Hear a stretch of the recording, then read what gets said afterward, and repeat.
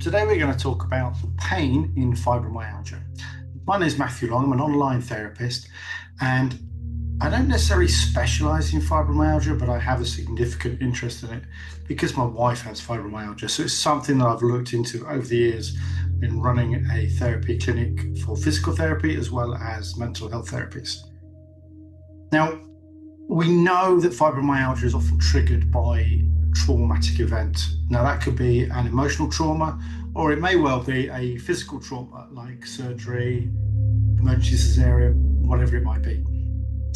And we also know that it can be caused by a prolonged period of stress. It might not be anything significant. It just might be you're in a very stressful job.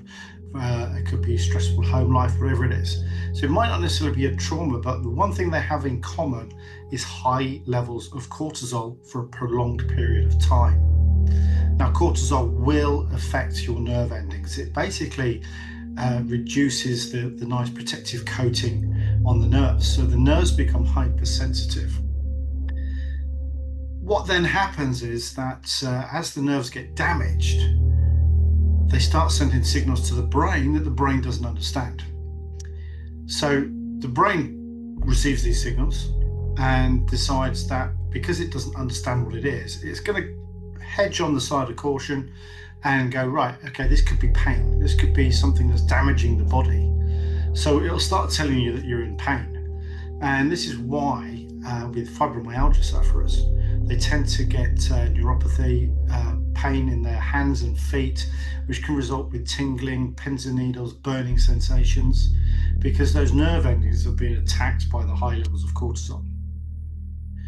Now, this can be reduced, it can be reversed by just reducing anything that gives you higher levels of cortisol.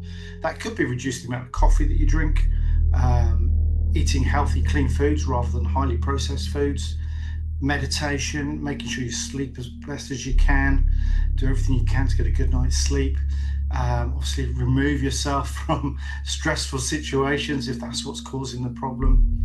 And it does have a little bit of a snowball effect, because once you start receiving pain, then that causes more stress, which gives you higher levels of cortisol, and then you're in more stress, and so on and so on. So you're going to do everything you can to reduce that stress, that inflammation in your body. Now, because of the high sensitivity of your nerves, cold water therapy isn't always a great choice, but regular saunas, steam rooms will help as well. That will help reduce that inflammation around the nerves and help control those pain levels. You just got to do everything you can to reduce those cortisol levels. If you need any advice or help on this, I am going to be doing more talks on fibromyalgia and the way it affects the body as well as the brain. Now, short periods of cortisol is good, but long periods of cortisol is bad. And you're going to do everything you can to get rid of it. Okay, take care and look forward to the next video. Cheers, bye.